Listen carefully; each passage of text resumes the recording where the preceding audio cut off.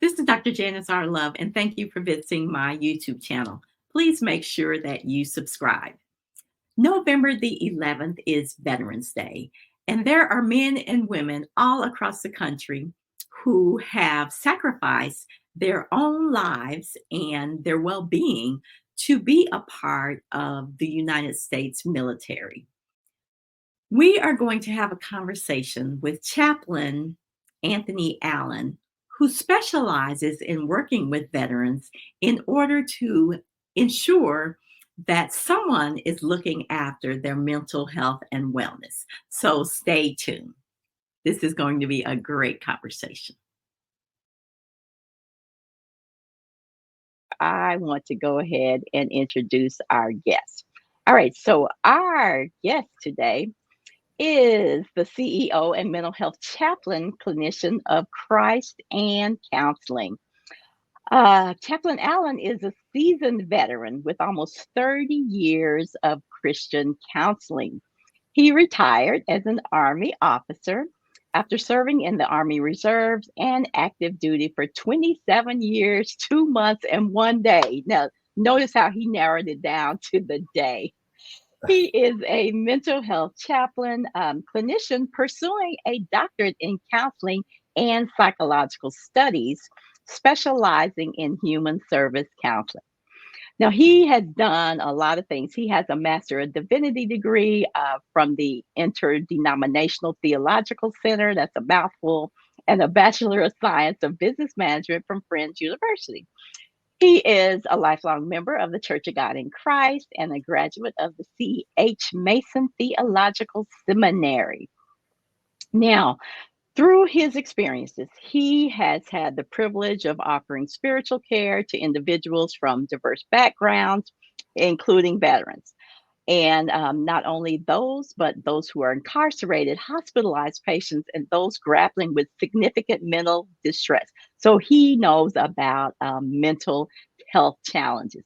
So, everybody, welcome to the stage our guest today, Chaplain Anthony Allen. God bless you, Dr. Love. Thank you so much for having me.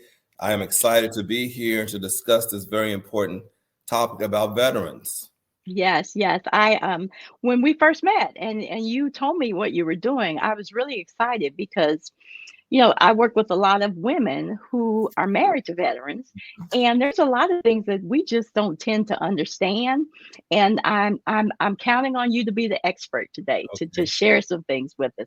So tell us a little bit about your background. So you were in the Army, was it? Yes. So I knew at the age of 12 that I wanted to serve in the Army. I was in the backyard always marching with a stick in my hand like it was a rifle. And so after I graduated from high school, I went into the Army as an enlisted soldier. I did that for 4 years. Then I got out and went to college, missed it, and went back into the reserves. Did the reserves for about 11 years. There was a finance NCO. And then God called me to become a chaplain during the 9/11 time period. Wow. Yes. Okay. And so Okay. I was at my reserve unit doing finance, and I heard the voice of the Lord, just like you and I are talking right now. And he told me, get up, go upstairs. That's where the chaplains were at, and talk with the chaplain and to find out what I needed to do to become a chaplain. And so in 1 month, I got everything I needed from the Army, the Church of God in Christ, and from the seminary to put my packet in, and was accepted, was accessioned, and went to my first duty station, August 2006, where I immediately deployed to Iraq, my first deployment for 15 months. I worked with MPs, and that was a real experience. And then went to military police, right? Did I get yes, that right? Okay, yes, all right. military police. Had opportunity to work with them, and we had 2,200 personnel that we was responsible for. So I was the only chaplain of that whole unit, and we went all over the footprint of that campaign. Came back, went to clinical pastoral education, which is a year residency program, where I became a chaplain clinician to do what I'm doing now. And then went to some other units and ended up going to another deployment in Afghanistan for a year, with the medical corps. So Mhm. I went with the MPs and then with the medical corps, two different worlds, but I got great experiences there. And then I retired in 2015. And after retirement, I went and worked for the Department of Justice for about a year, where I Okay. was introduced to inmates, and they Mm. had a real impact on my life when it comes to ministry. Okay, okay, but I need to go back a little bit. Okay. So you said you knew from when you were little that you wanted to Well, be in the army. Was it yes. a family member or somebody who had been in the army that inspired you to want to be a part of the army? And that's what's interesting. So, yes and no. So I knew Okay, that I had some great uncles that had served in the military. My mother's uncles have served in the military. They was okay, actually Vietnam vets. I didn't know my father had served in the military, and also my father's brother. So I'm like a third generation. And my mother's father was also military. So I'm like the third gotcha. generation. Now they didn't retire. I had the opportunity to retire, but yeah, it was in my blood, and I didn't realize it at 12.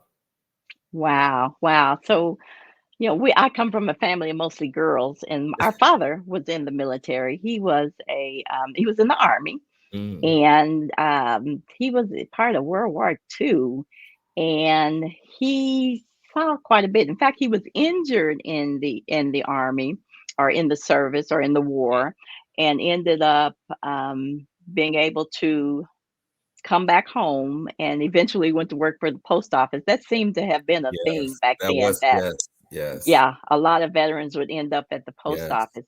But, I often I my dad was a real he was very he was kind of he didn't do a whole lot of socializing and stuff. He didn't share a lot of with us from an emotional standpoint Right, about some of the things that he experienced. And I often wondered, he was getting a check for the physical side of it, but what was the VA or whoever doing for him, just to help him mentally to recover from some of the things he had experienced. right. So Yes. what have you seen? Well, let me say this because that's so important, and I'm so glad you brought it up because unfortunately, in the military, we do a very poor job and a disservice to service members by actually telling them when you go back home, don't share what you've experienced downrange. Mm, mm, And we do that thinking that we're protecting the family members from all of the horrific events that we experience. But what we're doing is we're reinforcing what we as males have been taught anyway, and that's not to do with our emotions. And so wow. it's a disservice. We did it when I was in Iraq as well as Afghanistan.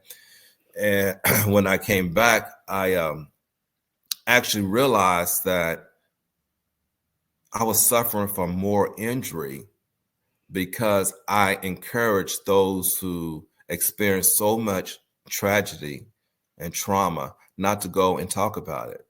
And so we're now trying to change that narrative and give veterans permission to open up and share what they have experienced with a therapist as well as their Mhm. family members, because the family members are not our enemies. They are our bigger supporters. So they need to be clear about what we are experiencing. And another piece of that is the VA, who I worked for a while as well, is doing an excellent job of teaching and training and educating family members, spouses, caregivers about what it looks like, PTSD, what major depressive disorder look like, what the diagnosis that veterans are suffering with, what that looks like, and how, as a caregiver, you can provide the best care. Wow. So let me ask you this. When you were doing you were a chaplain, what Mhm. was your role as far as ministering to or helping them from that perspective, from an emotional perspective? So downrange, my role, of course, was a spiritual care piece, Okay. which I was the pastor Hmm. of all those that was under me, but also I Okay. counseled. Okay. And my gift is always to follow the emotion. What's the feeling that you're feeling? And that's what I learned from clinical pastoral education. And so I always shook hands with the people that I ministered to and looked them directly in their eye. Hmm. And I could Wow. tell by looking in their eye what was going on with their soul. And that triggered us to have a conversation, a deeper conversation about what was going on. Wow. Yeah, again, as I talk about my dad, he didn't talk about it, and a lot of times I think his only outlet was to drink some of that Yes. away, Yes. because I'm sure he had memories. I have girlfriends right now who have husbands who were in the Vietnam War, Yes. and they say that they are still suffering from things like nightmares from, Yes. might wake up in the middle of the night and be sweating, or, Yes. feeling like they are back on the battlefield. Yes. Tell me a Yes. little bit about what's going on there. They are still suffering. They are still carrying their duffel bags from Vietnam because when they returned, Hmm. they were rejected by the American society. They were labeled as baby killers, and that communicated to them they couldn't rely upon the government to help them. I just recently had a conversation on Tuesday with a Vietnam vet, and I leaned over to him and asked him, "Are you getting your full benefits from the VA?" And he immediately said, "No, I don't want anything from them." And we talked a little bit further, and it stemmed back to what he experienced coming off of the plane, coming back to the United States back in the 60s and 70s. And I Wow. told him in particular, when I worked for the VA in Oklahoma City VA, we had what we called a PTSD spirituality group. And it was focused on our Vietnam vets because they really are the hardest group. They really are the hardest group to get roped back into the system. One, they're males, Hmm. which we're taught early on not to deal with our emotions. And if they are a minority, it's even more difficult because you dealt with the racism in the military while you're fighting for the country that you love. And then you come home and you're also doubly discriminated against. So it is so important for that group, especially if you're a caregiver for that group, to show compassion and patience and reach out to the VA, your local VA. There are therapists and social workers, there's chaplains who will walk you through how to encourage that veteran to come in to get services and to provide you services as well. So wives have access to Oh services at yes, the VA? yes. Wow. Yes. We have to educate the caregivers. We have to educate because with time you learn the blind spots, and that was a blind spot that the VA had. So they understand now the importance of not only doesn't necessarily have to be a spouse; it could be just a caregiver. Okay. I like that. I don't know what, I'm getting some strange echo, but we're gonna move on. So I worked at that VA hospital Yes. that you are referring to. When I lived in Oklahoma City and was working on my master's in biopsych, Mm-hmm. part of my work was to, number one, we were doing some neuropsychological studies, looking at brain waves of those who had experienced maybe some Agent Orange. We were Yes. doing that. But part of my assignment, because I was doing work around alcoholism, was to Mm-hmm. work on what we call the alcohol floor at the Mm-hmm. VA. And I never felt like I was able to really do any kind of intervention, because the addiction piece, they were just dealing with it from a physical perspective, but not doing anything from a psychological Mm-hmm. perspective. Mm-hmm. Hopefully that's changed by now, that there are more programs that are available. It really Or has. So when I worked at this VA in Arizona, I was on an interdisciplinary team where it consisted of the doc, the social worker, the nurse, myself, the nutritionist. All of us worked to take care of the veteran, and we dealt with the whole person, a holistic care. And so what I may not be able to do, the other person could. We would consult one another. We would make a plan, a treatment plan to how we could take care of the veteran, not only while the veteran was in the hospital, also to ensure that he had outpatient care as well. Wow. So you mentioned something about this duffel bag. So we're going to take a Yes. station break here in a second. But when we come back, I want to talk about this duffel bag that you talked about that Okay. veterans are carrying around. And I also want to talk about what you are doing now because you have retired and Yes. you have started your own organization. So Yes. I definitely want to hear about all of that when we come back. All right. So we are back. So again, you're doing some new things now, Yes. but again, I want to learn about this duffel bag because we talk about baggage, we talk about Yes. those kind of things. I like your concept of a duffel bag because that's what they carried around, right, Yes. in the service. So let's Yes. talk about that. Thank you so much. So one of the things I was able to do while working for the VA, and this is based upon my experience with so many veterans, is to create a program. And the program was called LIVE, LIVE. L meaning living, I interacting, V vicarious, and E evolving. And the 4 areas that I looked at was purpose, values, forgiveness, and creating boundaries. And Mm, because my audience were veterans, we all could identify with going to CIF and receiving our duffel bag, which carried all the clothes we were supposed to wear, all the boots we were supposed to wear, the headgear, every single thing we had was stuffed in that duffel bag. And so part of the forgiveness portion of my training was I always talked about the duffel bag effect, that we're carrying around things in our duffel bag without processing them. I said, mm, think about it like this. When the military gave us our underclothing and our uniforms, our headgear, they also gave us a laundry bag.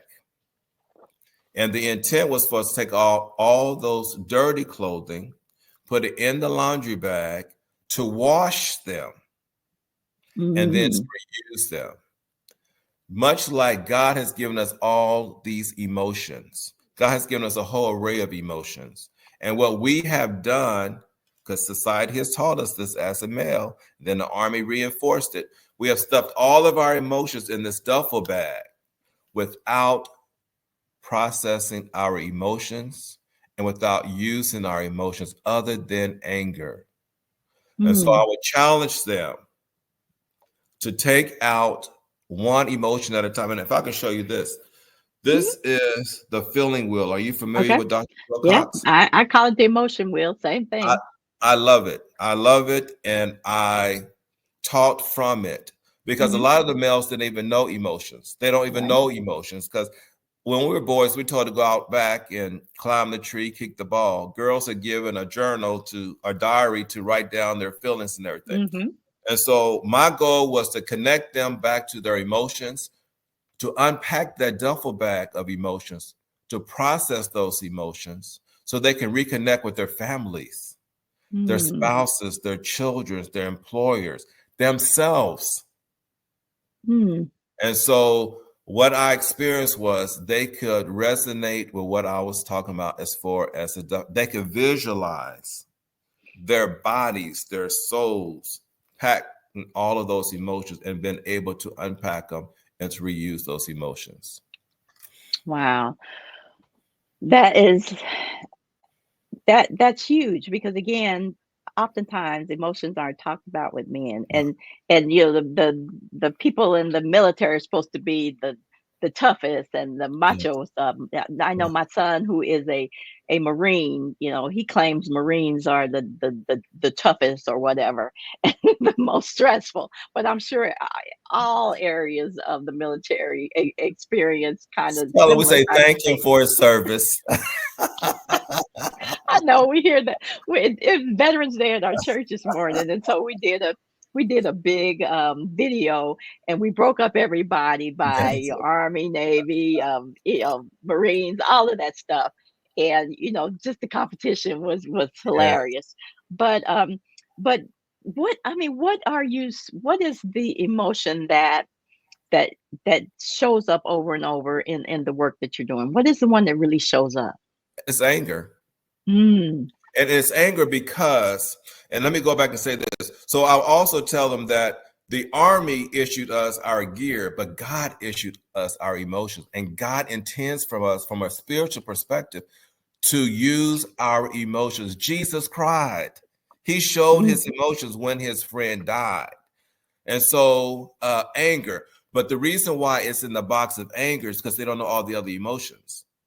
It's not Okay. really anger. They're sad, they're hurt, they're rejected, Mhm. but they don't know those emotions until I begin to introduce those emotions to them. And then they realize, well, I wasn't really angry.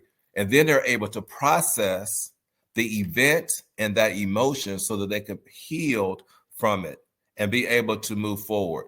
Because a lot of Mm. veterans, you will find, now there's some that's been very fortunate, but others that have been married multiple times.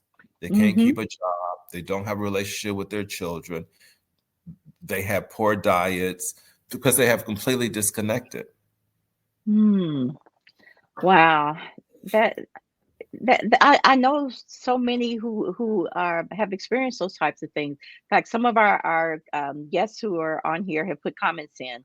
I'm Mhm. here. Good topic. This was during my era, and I knew many vets that served in Vietnam. One, my dad was a veteran also, and never talked about his experiences in the war, World War II and the Korean War. So one thing I've always wondered about, I mean, you're trained to be killers, Yeah. right? And that has to have an impact on Yes. you from an emotional, even a Yes. spiritual perspective. So how do they Yes. deal with that? So it's so unnatural for a human to take the life of another human. Mhm. It's not normal. Right. But when we take that oath, because I wasn't always a chaplain, I came in as an enlisted, so I carried a weapon for 12 years. All praying all the time, God, please don't let me have to go to war because I didn't want to kill anybody. However, if I were told to take the heel, I was going to take the heel because at the end of the day, I was committed to the oath and to the Constitution Mhm. and to the Army and to make sure my brother, my sister, my left or right, we all came home to be with our families. And so we're able to, again, turn off those emotions. Because even me as a chaplain, downrange, I didn't kill not one soul, but I had to turn my emotions off so I can go out each morning. Because each morning I did a huddle prayer with the people, all of my soldiers and my commander and command sergeant major before they went out on patrol. We did a huddle and we prayed. Mm. And thank God they came back. But we did have some of those who died. But we didn't have time to deal with the emotional piece because why? We was going to be off for 7 days, and guess what? We was going back out on patrol. And so Wow. again, you stuff those emotions. Even I cracked as a chaplain coming back, found myself in a Mhm. very depressed place because I never dealt with those emotions. Wow. And when you think about it, and again, you know, you're retired now, but you went in at 18. Yes. In a sense, still a kid. I Yes. mean, you hadn't even processed No. emotions from being a No. teenager or No. a young adult, and to go into that kind of situation. uh, Sometimes I want to what was the well, I guess the United States just wanted to win the wars, right? But Right. or they thought men were tough and could handle it. I don't know. It's kind of bothered me that I feel like the government hasn't invested in the souls of these individuals, in their well-being, because again, they come back and they're dealing with drug abuse, they're dealing with again, life's challenges, and feel like they could not express what was going on in their lives. Well, I let me mean, say I can go on. well, Go let me ahead. say this. So in the Army, the oldest corps is the infantry. Okay.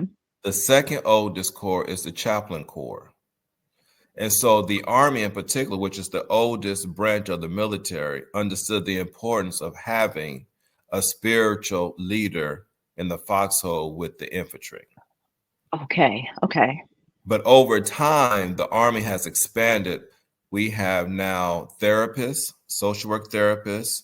And so when I went downrange both times, we did have a behavioral health unit that was assigned to each one of the units. And Okay. so I always partner with the behavioral health specialists, professionals, I'm sorry. And whenever I visited with the soldier who needed additional, I would consult and Okay. recommend they go see behavioral health. So the military over time, especially our Vietnam vets, we are so grateful to them. They taught us so much. They Hmm. gave us so much. And I honor our Vietnam vets. They really helped the military to be multifaceted and to look at every blind spot that we had and to fill those spots to ensure that we take care of our veterans. Oh, wonderful. That's so good to know. So you are again retired now, and Yes, you have started your own business. yes, Uh, it's particularly focusing on veterans. So tell yeah. us a little bit about that. You're in Edmond, Oklahoma, right? Yes, I am. I'm in Edmond. So I did retire from the military, but I actually resigned from my job as a chaplain, as a mental health chaplain clinician with the Department of Veteran Affairs, because God called me to start my own business, which is called Christ and Counseling 2, to let people know who are spiritual that you can have Christ, but you can also have a therapist, and we work hand in hand. And so what we do is we promote a holistic recovery, combining traditional therapy with faith-based concepts. And we offer virtual concierge or in-person therapy. We look at individuals, groups, families, couples, and we look at things such as anxiety, depression, relationship problems, grief, and other mental health concerns. So if there's someone out there that would like counseling, we are private pay. You can contact me at 405, the website, 405-906-6552. Or you can email me at christandcounseling2@gmail.com. Or you can visit my website at christandcounseling2.com. Now, the 2 is important. It's so important because there has been such a divide between psychology and theology. And Hmm. this goes back for centuries. And so it's now time for us to merge those two, because there's no way that we can divide ourselves in 3 parts. And so we need not only focus on the physical and the spiritual only, but we need to focus on all 3. And one of the scriptures that I use as a foundation for my business is Proverbs 18:14. And the NIV reads, "The human spirit can endure in sickness, but a crushed spirit who can bear?" So if we can help mend a broken spirit, we can mend a person. Wow. Wow. I'm so excited about what you're doing. And I remember when we talked, when you were trying to make the decision to step out there. Looks Yes, like God has just clearly guided your steps, and He is yes, moving you into a space where you're going to truly be a blessing to so many people. So we definitely just want to get the word out about what you're doing. Now, if a veteran is in a place that does not have a VA, they can use a private pay counselor. Do you know at all? Well, there's no place they should be at without a VA. Really? We are Okay. the largest healthcare system in America. Okay. And Okay. so So there are, there's yes, hey, if a veteran needs help from a VA, just pick up information and call, ask for VA. The okay. VAs, they are available to our veterans. Okay. All And right. we All have right. CBOS community outreach bases all over, like the state of Oklahoma and many other states also. So Okay. if you're not by a hospital, there is the CBOS that you can get to. Okay. Okay. So again, you are offering not only in person, but you are Yes, offering virtual as well, right? So virtual. anyone who is interested in getting some services. Now, do you help with caretakers and wives? Do you see Absolutely, them? Okay. absolutely, Okay. absolutely. And we've talked about things from a standpoint of most veterans being males, but I know there are lots of Oh, female veterans out there as well. well, let me say Um, this. That's why I okay. went into the Army, not the Navy. Wait, say that again. That's why I went into the Army and not the Navy because yes, the Army has plenty of females, plenty of females. Okay, so Okay. All right. I got it. I got it. But yeah, definitely hope are you seeing females too? Are you absolutely, okay? So absolutely, anybody who is a veteran, yes, whether they're active duty or even are not no longer active duty, you are serving them. Well, I I do. am excited I about specialize in that, but I really provide service to whomever needs it. hmm hmm right. But I love that you have found that sweet spot. Yes, And again, because of the experience that you've had, and God just kind of puts you in the right place at the right time to experience something. And you're working on that doctorate. yes, I'm almost there, Yes. Dr. Love. I turned in chapter 2 Uh-huh. today, and my chair is very pleased, and she turned it hmm to my readers. So the next step is to defend so I can become a doctorate candidate so I can wrap this up by hopefully next semester. So I'm pretty excited. The Lord has given me another program that I'm designing now. And this program is for church leaders. So I would tap with you and your husband to see how maybe I can do some training with you all because this is really focused on church leaders. Okay, okay. Well, you just come straight on up I-35 and you'll All be right. you'll All be right. here in Kansas. And yeah, we definitely are going to stay in touch because I definitely want to continue to get the word out about Yeah. what you're doing because again, it can be a blessing to so many. Some of the comments talking about just how they know individuals who have had some serious challenges. So definitely if you want to refer them to Chaplain Anthony Allen, definitely make sure you write down his website or write down the phone number and give him a call. The phone All number is right. the best way to reach me. And thank Okay. you, Dr. Love. You have been a blessing to me and a blessing to our community, and I greatly appreciate you. Ah, thank you. Thank you. Yes, I'm just trying to get the word out there because there are so many needs out there. And if we don't know about them, we Right. sometimes feel like there's not a lot of hope. So keep doing what you're doing. Thank Definitely. you.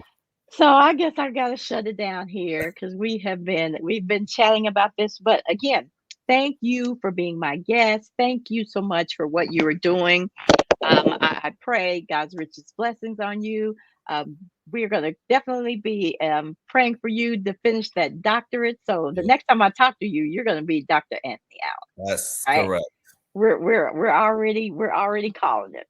All right. So this has been, I didn't even say what we were out here talking about, Anthony. You had me going about just trying to get into that conversation. But we have been here on Asking for a Sister Friend, talking about unseen wounds, mental health, the military, and the path to recovery. And as you have learned today, that Chaplain Anthony Allen is doing a great work in that area and definitely contact him if you would like to receive some services. But once again, thank you, thank you, thank you for being my guest today. I think I have one more asking for a sister friend before we start shutting it down for the holidays. So make sure that you join me here at 7 p.m. Central Time for another asking for a sister friend. And Chaplain Anthony, Alan, Yes. do you want to leave any parting words for our guest today?